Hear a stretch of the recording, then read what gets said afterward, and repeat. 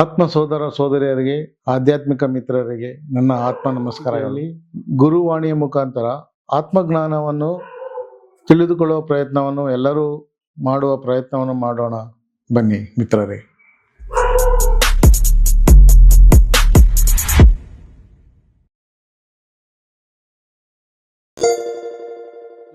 ಒಂದು ಚಿಲೋತ್ತವಾಗಿರುವಂತಹ ವಾಕ್ಯ ಒಂದಿದೆ, ರೋಡಿ ಮಾತು. ಓಕೆ.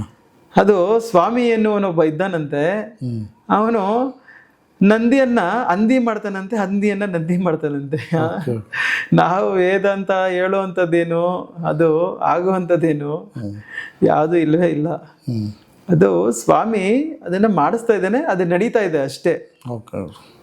ಇದನ್ನೇ ಯೇಸು ಪ್ರಭುಗಳು ಕೂಡ ನೀನು ನನ್ನವನೇ, ನೀನು ಪರಿಶುದ್ಧನಾಗು, ನೀನು ನಿನ್ನಂತೆಯೇ ಇತರರನ್ನು ಕೂಡ ಪ್ರೀತಿಸು ಅಂತೇಳಿ ಹೇಳಿದ್ದಾರೆ. ಇವರಿಗೆ ಅದು ಅರ್ಥ ಆಗಿದೆ. ನಮ್ಮ ಮತ ಬೇರೆ, ನಮ್ಮ ಧರ್ಮ ಬೇರೆ, ನಮ್ಮ ಯೇಸು ಪ್ರಭುಗಳೇ ದೇವರು, ಇತರರೆಲ್ಲರೂ ದೇವರಲ್ಲ, ಇವರೆಲ್ಲರೂ ರಾಜರು, ರಾಮರು ಕೃಷ್ಣರು ಇವರೆಲ್ಲ ರಾಜರು, ಇವ್ರ ದೇವರುಗಳಲ್ಲ, ನಮ್ಮ ಯೇಸು ಪ್ರಭುಗಳೇ ದೇವರು ಅಂತ ಹೇಳ್ತಾರೆ. ಏನು ಮಾತಿದು? ಯೇಸು ಪ್ರಭುಗಳಿಗಿನ್ನ ಮುಂಚೆ ಸೃಷ್ಟಿ ಇರ್ಲಿಲ್ವಾ? ಆಗ ಸೃಷ್ಟಿನ ಯಾರು ನಡೆಸ್ತಾ ಇದ್ರು? ಸೃಷ್ಟಿಯನ್ನ ಯಾರು ನೋಡ್ತಾ ಇದ್ರು? ಸೃಷ್ಟಿಯನ್ನ ಯಾರು ಪಾಲನೆ ಮಾಡ್ತಿದ್ರು? ಇದೆಲ್ಲ ಏನಂದ್ರೆ ಅರ್ಥ ಆಗದೆ ಇರೋದು ವ್ಯರ್ಥ ಅಂತ ಅರ್ಥ. ಇವರೆಲ್ಲರೂ ಪ್ರವರ್ತರು. ಅವರು ಉಪಾಧಿಯನ್ನ ತೆಗೆದುಕೊಂಡು ಬಂದ್ರು ಧರ್ಮ ಸ್ಥಾಪನೆಯನ್ನು ಮಾಡೋದಕ್ಕೋಸ್ಕರ. ಅವ್ರೇನು ನಮ್ದು ಕ್ರೈಸ್ತ ಧರ್ಮ ಅಂತ ಹೇಳಿಲ್ಲ. ಕೆಲವೊಂದು ಪ್ರವರ್ತರು ಅಂದ್ಕೊಂಡಿದ್ದಾರೆ ಅಷ್ಟೇನೆ. ಅವ್ರಿಗೆ ಧರ್ಮ ಅಂದ್ರೆ ಗೊತ್ತಿಲ್ಲ, ಕ್ರೈಸ್ತ ಮತ ಅಂತಂದ್ರೆ ಅವ್ರಿಗೆ ಗೊತ್ತಿಲ್ಲ ಸರಿಯಾಗಿ. ಯೇಸು ಪ್ರಭುಗಳು ಹೇಳಿದ್ದು ನಿನ್ನಂತೆಯೇ ಇತರರನ್ನು ಪ್ರೀತಿಸು, ಅಕ್ಷಯವಾಗಿರುವಂತಹ ಆಹಾರಕ್ಕೋಸ್ಕರ ನೀನು ಕೆಲಸವನ್ನ ಮಾಡು, ರೋಗಪೂರಿತವಾಗಿರುವಂತಹ ಆಹಾರಕ್ಕೋಸ್ಕರ ನೀನು ಶ್ರಮವನ್ನ ವಹಿಸದಿರು ಅಂತ ಇವ್ರು ಹೇಳಿದ್ರೆ, ಇವರು ನಮ್ಮ ಮತ ಬೇರೆ, ನಮ್ಮ ಧರ್ಮ ಬೇರೆ, ನಮ್ಮ ದೇವರು ಬೇರೆ, ನಮ್ಮ ಯೇಸು ಪ್ರಭುಗಳೇ ದೇವರು, ಇದ್ರ ಯಾರು ದೇವರಲ್ಲ, ರಾಮರು ಕೃಷ್ಣರೆಲ್ಲ ರಾಜರು ಅಂತ ಇವ್ರು ಹೇಳ್ತಾರೆ. ಏನ್ ಮಾತಿದು? ಇದಕ್ಕೇನಾದ್ರೂ ಅರ್ಥ ಇದೆಯಾ? ಯೇಸು ಪ್ರಭುಗಳಿಗಿನ ಮುಂಚೆ ಸೃಷ್ಟಿ ಇರ್ಲಿಲ್ವಾ? ಆಗ ಯಾರು ಸೃಷ್ಟಿನ ಲಾಲನೆ ಪಾಲನೆ ಮಾಡ್ತಿದ್ರು, ಆ ಸೃಷ್ಟಿನ ನಡೆಸ್ತಾ ಇದ್ರು.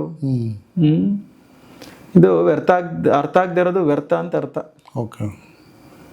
ಕೆಲವು ಪ್ರವರ್ತರು ಅಂದ್ಕೊಂಡಿದ್ದಾರೆ ಅಷ್ಟೇ. ಯೇಸು ಪ್ರಭು ಏನು ನಮ್ದು ಕ್ರೈಸ್ತ ಧರ್ಮ ಅಂತ ಹೇಳಿಲ್ಲ ಅವರು. ಕೆಲವೊಂದು ಪ್ರವರ್ತರು ಅದನ್ನ ಅಂದ್ಕೊಂಡಿದ್ದಾರೆ.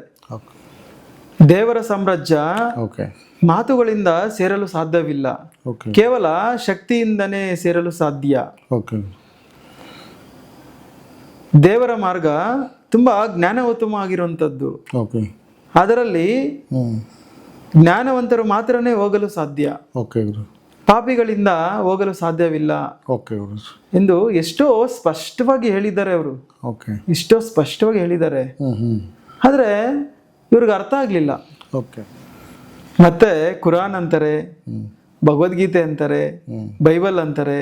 ಇಷ್ಟು ಜನ ದೇವರಿದ್ದಾರೆ ಹೇಳಿ. ಅದು ತ್ಯಾಗರಾಜರು ಒಂದು ತತ್ವವನ್ನು ಹೇಳ್ತಾರೆ. ಇರೋದು ಒಬ್ಬನೇ ಶ್ರೀರಾಮಚಂದ್ರನು, ಸುಮ್ಮನೆ ಸುತ್ತಾಡಿ ಕೆಡಬೇಡವೇ ಓ ಮನವ ಅಂತ ಹೇಳ್ತಾರೆ. ಅಂದ್ರೆ ಇರೋದೊಬ್ಬನೇ, ಇಷ್ಟೊಂದು ಜನ ಇಲ್ಲ. ಅವರು ಧರ್ಮ ಸ್ಥಾಪನೆಯನ್ನು ಮಾಡೋದಕ್ಕೋಸ್ಕರ ಬೇರೆ ಬೇರೆ ಅವತಾರಗಳಲ್ಲಿ ಉಪಾಧಿಯನ್ನು ತೆಗೆದುಕೊಂಡು ಬಂದು ಅವತರಿಸಿ ಅವರು ನಮಗೆ ತೋರಿಸ್ಕೊಟ್ಟು ಹೋದ್ರು ಅವರು. ನಾವು ಅದನ್ನ ಅರ್ಥ ಮಾಡ್ಕೊಂಡೆ, ಈ ನಮ್ಮ ಕುಲ ಬೇರೆ, ನಮ್ಮ ಮತ ಬೇರೆ ಅಂತೇಳಿ ನಾವು ಈ ಕುಲ ಮತಗಳ ಅಡ್ಡ ಇಟ್ಕೊಂಡು ಬಡ್ದಾಡ್ಕೊಂತ ಇದೀವಿ, ಗುದ್ದಾಡ್ಕೊಂತ ಇದೀವಿ ಅಷ್ಟೇನೆ. ಅದು ಬಿಟ್ರೆ ಬೇರೆ ಇನ್ನೇನು ಇಲ್ವೇ ಇಲ್ಲ. ಇಲ್ಲಿ ನಾವೆಲ್ಲರೂ ಒಂದೇ, ನಾವೆಲ್ಲರೂ ಒಂದೇ ಮತ. ಅದೇ ವಿಶ್ವಮಾನವನ ಮತ. ಆ ವಿಶ್ವಮಾನವನ ಪ್ರಜ್ಞೆಯನ್ನ ಬೆಳೆಸಬೇಕು ಸಮಾಜದಲ್ಲಿ. ಆ ವಿಶ್ವಮಾನ ಪ್ರಜ್ಞೆಯನ್ನ ಬೆಳೆಸಬೇಕು ನಾವು ಮಕ್ಕಳಲ್ಲಿ. ನೀವು ಕ್ರೈಸ್ತರಾಗಿರ್ಬೋದು, ಅಥವಾ ನೀವು ಇಸ್ಲಾಮಿಕ್ ಆಗಿರ್ಬೋದು, ಓಕೆ. ಹಿಂದೂಗಳು ಆಗಿರ್ಬೋದು, ನಾವೆಲ್ಲರೂ ಒಂದೇ. ಓಕೆ. ನಾವೆಲ್ಲ ಏಕೋದರ ಸಹೋದರರು. ಓಕೆ. ನಮ್ಮ ಗುರುಗಳು ಅದನ್ನೇ ಹೇಳ್ತಾ ಇದ್ರು, ನಾವೆಲ್ಲ ಏಕೋದರ ಸಹೋದರರು ಅಂತ. ಓಕೆ. ಏಕೋದರ ಸಹೋದರರು ಅಂದ್ರೆ ಏಕ ಪ್ಲಸ್ ಉದರ, ಒಂದೇ ಎನರ್ಜಿಯಿಂದ ಬಂದಿರೋರು ನಾವೆಲ್ಲ ಮನುಷ್ಯರು ಅಂತ. ನಾವೆಲ್ಲ ಒಂದೇ ಆಗಿದ್ವಿ. ಯಾರಾದರೂ ನಿನ್ನ ಮತ ಯಾವುದು ಅಂತ ಕೇಳಿದ್ರೆ ನೀನ್ ಏನ್ ಹೇಳ್ಬೇಕು ಅಂತಂದ್ರೆ ಈಶ್ವರ ಮತಸ್ಥನು ಎನ್ಬೇಕು ಅಂತ. ಯಾಕಂತಂದ್ರೆ ನಾವೆಲ್ಲಾನು ಈಶ್ವರ ಮತಸ್ಥರೇ. ಇಲ್ಲಿ ಎರಡು ರೀತಿಯ ಮತಸ್ಥರಿದ್ದಾರೆ. ಒಂದು ಈಶ್ವರ ಮತಸ್ಥರು, ಎರಡನೇದು ಈಶ್ವರ ಮತಸ್ಥರು ಅಂತ. ಇವರನ್ನೇ ಚಾರ್ವಾಕರು ಎಂದು ಕರಿತೀವಿ ನಾವು. ಇವರು ದೇವ್ರು ಇಲ್ಲ ಎನ್ನುವುದನ್ನು ನಂಬ್ತಾರೆ. ದೇವ್ರಿಲ್ಲ ಅಂತಂದ್ರೆ ಹೇಗೆ? ಯಾರೋ ಒಬ್ಬ ಇದನ್ನ ಸೃಷ್ಟಿ ಮಾಡಿರ್ಬೇಕಲ್ವಾ? ಯಾರೋ ಒಬ್ಬ ಸೃಷ್ಟಿ ಮಾಡಿದ್ರೆ ತಾನೇ ಇದನ್ನೆಲ್ಲ ರಚನೆ ಮಾಡೋದು ಸಾಧ್ಯ ಆಗ್ತದೆ. ದೇವ್ರೇ ಇಲ್ಲ ಅಂತಂದ್ರೆ ಇದು ಎಲ್ಲಿಂದ ಬಂತು, ಹೆಂಗ್ ಬಂತು, ಯಾಕೆ ಬಂತು ಅನ್ನೋ ಪ್ರಶ್ನೆ ಬರುತ್ತಲ್ವಾ? ನಾವು ಆ ಮತ ಅಲ್ಲ, ನಾವು ಈಶ್ವರ ಮತಸ್ಥರು. ಈಶ್ವರ ಅಂತಂದ್ರೆ ದೇವ್ರಿದ್ದಾನೆ ಏನೋ ನಾವು ಮತಸ್ಥರು. ಎಲ್ಲ ಧರ್ಮಗಳಲ್ಲೂ ಅದನ್ನ ಹೇಳಿದ್ದಾರೆ. ಕೆಲವರು ಅಲ್ಲ ಅಂತಾರೆ, ಇನ್ನ ಕೆಲವರು ಜೀಸಸ್ ಅಂತಾರೆ, ಇನ್ನ ಕೆಲವರು ಭಗವಂತ ಅಂತಾರೆ. ಅಂದ್ರೆ ಈ ಎಲ್ಲ ಮತಸ್ಥರು ಕೂಡ ಯಾವುದೋ ಒಂದು ಅತೀತವಾಗಿರುವಂತ ಶಕ್ತಿ ಇದೆ ಅಂತಾನೆ ನಂಬಿದ್ದಾರೆ. ನಾವೆಲ್ಲರೂ ಈಗ ಈಶ್ವರ ಮತಸ್ಥರು ಅಂತ ಅರ್ಥ. ಇನ್ನೊಬ್ರು ಇದ್ದಾರೆ, ಅವರು ನಿರೀಶ್ವರ ಮತಸ್ಥರು ಅಂತ. ಅವ್ರು ಈಶ್ವರನೇ ಇಲ್ಲ ಅಂದ್ರೆ ಈ ಭಗವಂತ ಅನ್ನೋನೇ ಇಲ್ಲ ಅನ್ನೋ ಒಂದು ವಾದಿಗಳವರು. ಇವರನ್ನ ಚಾರ್ವಾಕರು ಅಂತೇವೆ ನಾವು, ಚಾರ್ವಾಕ ಮತಸ್ಥರು ಅಂತ. ಅವರ ಮುಖ ಕೂಡ ನಾವು ನೋಡಬಾರ್ದು ಅಂತ ಒಂದು ಚಿಲೋತ್ತವಾಗಿರುವಂತ ವಾಕ್ಯ ಇದೆ. ಇವ್ರನ್ನ ಬೆಳಗ್ಗೆ ಎದ್ದು ಇವ್ರ ಮುಖ ನೋಡಬಾರ್ದು, ಇವ್ರಿರೋ ನೆರಳಿಗೂ ಹೋಗ್ಬಾರ್ದು ಅನ್ನೋದು ನಮ್ಮ ಪೂರ್ವಿಕರು ಹೇಳ್ತಿದ್ರು. ಈ ಚಾರ್ವಾಕ ಮತಸ್ಥರು ಎಲ್ಲಿರ್ತಾರೋ ಅವರನ್ನ ದೂರ ಇಡ್ಬೇಕಂತೆ, ಅವ್ರ ಮುಖ ಕೂಡ ನೋಡಬಾರ್ದಂತೆ. ಯಾಕಂದ್ರೆ ಅವರು ಏನು ಇಲ್ಲ, ದೇವ್ರು ಅನ್ನೋದು ಇಲ್ಲ ಅಂತ ವಾದಿಸ್ತಾರಲ್ವಾ, ಹಾಗಾಗಿ ಅವ್ರಿಗೆ ಜ್ಞಾನ ಇಲ್ಲ ಅಂತ ಅರ್ಥ. ನಮ್ಮ ಕವಿಗಳು ಅದ್ಭುತವಾಗಿರುವಂತ ಒಂದು ಮಾತು ಹೇಳಿದ್ದಾರೆ, ಅಜ್ಞಾನಿಯ ಸ್ನೇಹಕ್ಕಿನ್ನ ಸುಜ್ಞಾನಿಯ ಜಗಳವೇ ಲೇಸಯ್ಯ ಅಂದು. ಅದನ್ನ ನಾವು ಅರ್ಥ ಮಾಡ್ಕೋಬೇಕು. ಈ ವಾಕ್ಯ ಈ ಚಾರ್ವಾಕ ಮತಸ್ಥರಿಗೆ ಸೇರ್ತದೆ. ನೀನು ರಾಮ ಅನ್ನು, ಮೊಹಮ್ಮದ್ ಪ್ರವರ್ತ ಅನ್ನು, ಜೀಸಸ್ ಕ್ರೈಸ್ಟ್ ಅನ್ನು, ನೀನ್ ಏನೇ ಅಂದ್ರೂ ಕೂಡ ನಾವೆಲ್ಲ ಒಂದು ಶಕ್ತಿ ಇದೆ ಅಂತ ಅಂದ್ಕೊಂಡಿರೋರೆ ನಾವೆಲ್ಲರೂ. ಅಂದ್ರೆ ನಾವೆಲ್ಲರೂ ಒಂದೇ ಮತಸ್ಥರು ಎಂದು ಅರ್ಥ. ಇಲ್ಲಿ ಬೇರೆ ಬೇರೆ ಮತಗಳಿಲ್ಲ, ಇಲ್ಲಿ ಇರೋದು ಒಂದೇ ಮತ. ಈಶ್ವರ ಇದ್ದಾನೆ ಅನ್ನೋದು ಒಂದು ಮತ, ಈಶ್ವರ ಇಲ್ಲ ಅನ್ನೋದು ಇನ್ನೊಂದು ಮತ. ಇರುವುದನ್ನು ತಿಳಿದುಕೋ ಎಂದು ಅವರು ಈ ಉಪಾಧಿಯನ್ನು ತೆಗೆದುಕೊಂಡು ಬಂದು ಹೇಳಿದ್ದಾರೆ. ಹಾಗಾಗಿ ಅವರೆಲ್ಲರೂ ಕೂಡ ಅವತಾರ ಪುರುಷರು. ಮೊಹಮ್ಮದ್ ಪರವರ್ತ ಆಗಿರ್ಬೋದು, ಜೀಸಸ್ ಕ್ರೈಸ್ಟ್ ಆಗಿರ್ಬೋದು, ಶ್ರೀಕೃಷ್ಣ ಪರಮಾತ್ಮರಾಗಿರ್ಬೋದು, ಇವರೆಲ್ಲರೂ ಅವತಾರ ಪುರುಷರು. ಇವರು ಇರೋದನ್ನ ತಿಳಿದುಕೋ ಅಂತಂದ್ರು.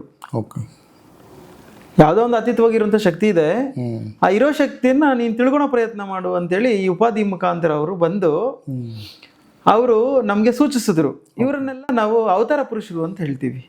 ಅವತಾರ ಅಂತಂದ್ರೆ ಅವ ಅಂತಂದ್ರೆ ಭೂಮಿ, ತಾರ ಅಂತಂದ್ರೆ ನಮ್ಮ ಹಾಗೆ ಅವರು ಹುಟ್ಟಿ ನಮ್ಮ ಜೊತೆಲಿ ಇದ್ದು ತಿಂದು ನಮ್ಮ ಜೊತೆಯಲ್ಲೇ ಸುತ್ತಮುತ್ತ ಇದ್ದುಕೊಂಡು ಅವರು ನಮ್ಗೆ ತೋರಿಸ್ಕೊಟ್ಟು ಹೋಗಿರುವಂತದ್ದು. ಅವ್ರನ್ನ ಅವತಾರ ಪುರುಷರು ಅಂತ ಹೇಳ್ತೀವಿ ನಾವು. ಇವರು ಭೂಮಿಗೆ ಬಂದು ಅವರು ಅನುಭವಿಸಿ ಅವರು ಅದನ್ನ ತರಿಸಿ ತರುಣೋಪಾಯವಾಗಿ ನಮ್ಗೆ ಸೂಚಿಸಿದ್ರು. ಅದನ್ನು ಬಿಟ್ರೆ ಏನು ಬುದ್ಧ ನಮ್ದು ಬೌದ್ಧ ಮತ ಅಂತ ಎಲ್ಲೂ ಹೇಳಿಲ್ಲ.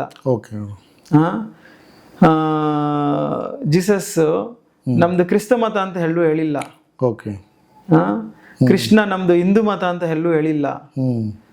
ಆದಿಗುರು ಶಂಕರಾಚಾರ್ಯರು ನಮ್ದು ಅದ್ವೈತ ಮತ ಅಂತ ಎಲ್ಲೂ ಹೇಳಿಲ್ಲ. ಇದೆಲ್ಲ ಕೂಡ ಮತಗಳ ಹೆಸರುಗಳಲ್ಲಿ ವ್ಯವಹಾರವನ್ನ ಮಾಡೋದಕ್ಕೋಸ್ಕರ ದೇಶವನ್ನ ಹಾಳು ಮಾಡ್ತಾ ಇದ್ದಾರೆ ಅಷ್ಟೇನೆ. ಇವರೆಲ್ಲ ಮತಭ್ರಷ್ಟರು. ಹ್ಮ್ ಇವರೆಲ್ಲರೂ ಮತಗಳ ಹೆಸರು ಹೇಳ್ಕೊಂಡು ಇವರು ಗುದ್ದಾಡ್ತಾ ಇದ್ದಾರೆ ಅಷ್ಟೇನೆ. ಓಕೆ.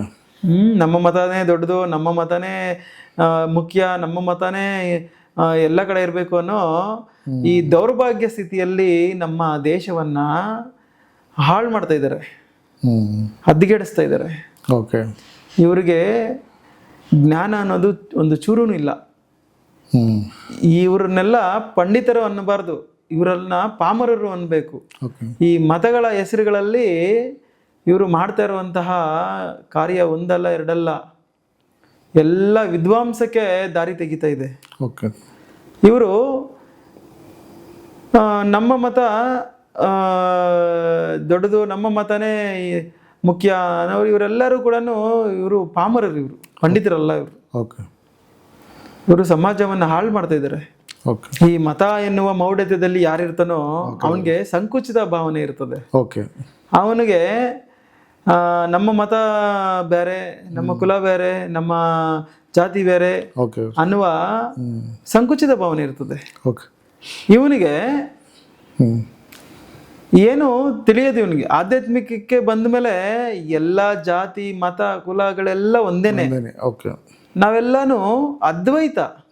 ಅದ್ವೈತ ಅಂತಂದ್ರೆ ಒಂದೇ ಅಂತ ಅರ್ಥ.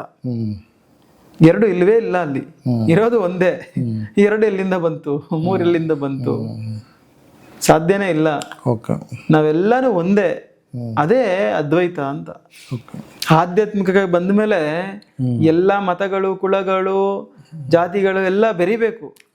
ಬೆರೆತು ಅಲ್ಲಿ ಎಲ್ಲರೂ ಒಂದೇ ಅನ್ನೋ ಭಾವನೆ ಇರಬೇಕು. ಅದೇ ನಮಗೆ ಅದ್ವೈತ ಭಾವನೆ. ಆಧ್ಯಾತ್ಮಿಕಕ್ಕೆ ಬಂದ್ರೆ ಎಲ್ಲರಿಗೂ ಅದ್ವೈತ ಭಾವನೆ ಅನ್ನೋದು ಇರಬೇಕು.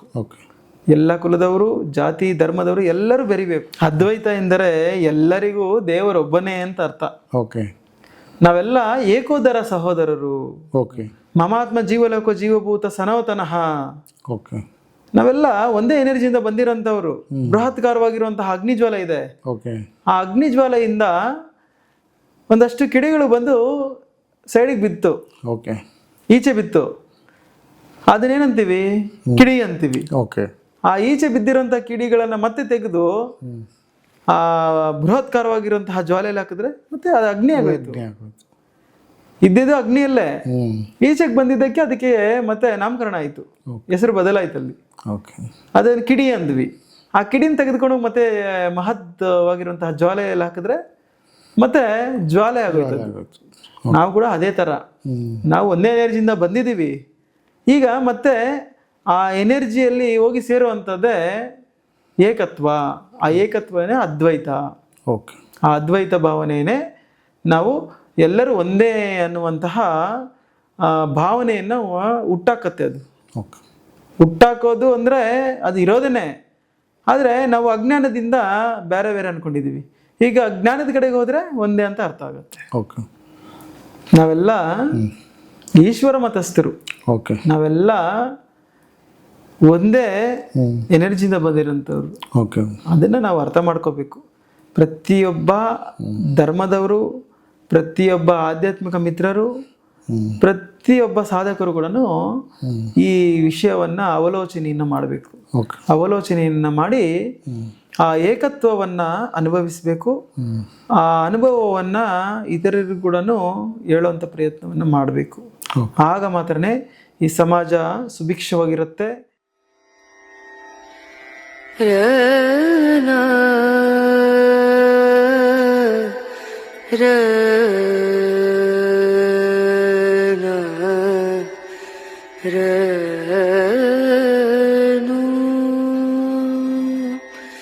रे